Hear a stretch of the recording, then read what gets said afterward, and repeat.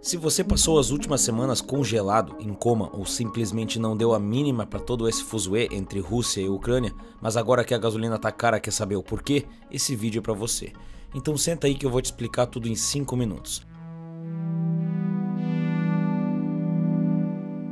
Essa história começou bem antes de 2022, na verdade bem antes de eu e você nascer. Toda essa treta que tá rolando agora tem a ver com o fim da Segunda Guerra Mundial e o que aconteceu na sequência. Com o fim da Segunda Guerra, o mundo ficou dividido em dois, o oeste capitalista e o leste comunista. Aí começa uma disputa ideológica entre capitalismo e socialismo, liderado de um lado pelos Estados Unidos e do outro pela União Soviética. Assim começou a Guerra Fria.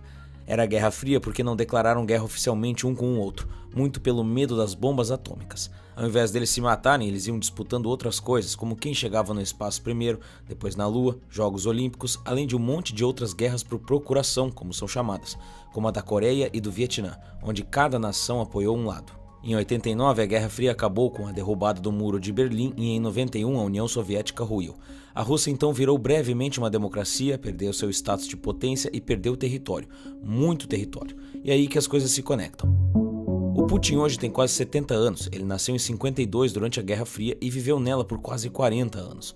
Como membro da KGB, não se sabe ao certo qual era a função dele. Alguns dizem que ele era um espião, outros que ele era chefe dos espiões ou até responsável por auxiliar grupos terroristas com armas e inteligência.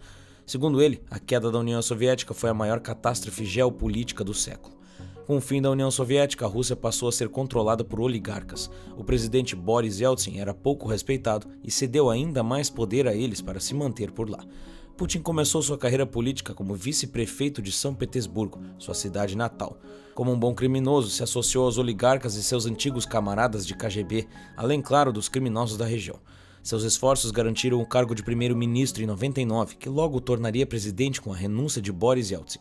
Em 2000, ele foi oficialmente eleito e está no poder desde então. Putin foi um cara que viveu na guerra toda a sua vida. Chantagear, torturar e matar são coisas comuns e justificáveis para obter aquilo que ele quer, especialmente se for em nome da sua nação. Quando a União Soviética foi desmanchada, ele não viu a perda desses territórios como só uma perda para a Rússia, mas uma perda para os seus compatriotas, uma perda para os povos soviéticos, para as forças e vontades do Ocidente, além da perda de grandes indústrias como energia, mineração, comunicação e outros. Esse é o caso com a Ucrânia. Para o Putin, eles são uma nação. E por mais que a Ucrânia seja um país independente hoje, nem sempre foi assim. Durante os séculos 18 e 19, a Ucrânia fazia parte do Império Russo. Ela foi se tornar brevemente independente em 1917, mas em 1922 já foi anexada à União Soviética como uma das primeiras repúblicas. Com a queda da União Soviética em 91, essas repúblicas foram declarando independência, além de vários países europeus que tinham governos comunistas controlados pela União Soviética, que também derrubaram os governos e seguiram independentes. Mas o Putin nunca aceitou isso. Ele aparentemente quis reconstruir o que a Rússia um dia já foi, com a União Soviética em seu auge, mas a possibilidade de retomar a Ucrânia vinha ficando cada vez mais remota. Em 2014, protestos massivos tiraram o ex-presidente da Ucrânia, Viktor Yanukovych. Ele era o parceiro de Putin que havia se recusado a fazer acordos comerciais com a Europa. No mesmo ano, Putin invadiu e anexou a Crimeia à Rússia. Meses depois, Petro Poroshenko foi eleito presidente na promessa de reduzir a corrupção, mas os críticos apontam que ele não conseguiu implementar nem mesmo reformas modestas. E aí entra o atual presidente da Ucrânia, Volodymyr Zelensky, que não é um político de carreira, mas sim um ator e comediante. Em 2015, ele estreou no papel principal da série de televisão Servant of the People, ou Servo do Povo. Na série, ele faz o papel de um professor de história que viraliza na internet após criticar a corrupção do governo e acaba virando presidente do país.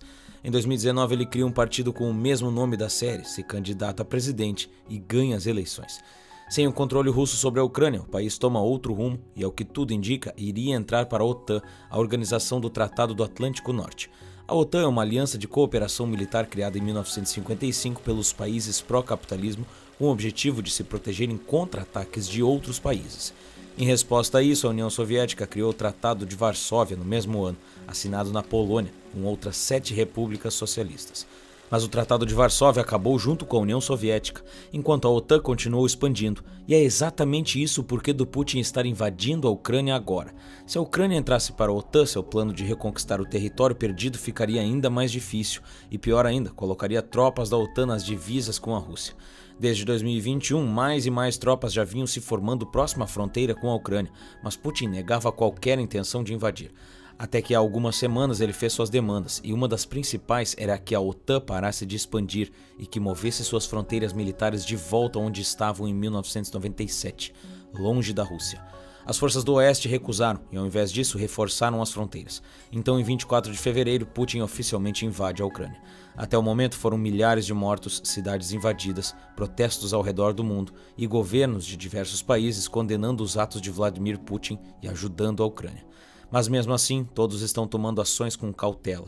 A Rússia possui o maior poderio nuclear do mundo, e a maneira como o Oeste está tentando controlar isso é com sanções econômicas, ao invés de matar a iniciativa com tiros e bombas, matando de fome e sede.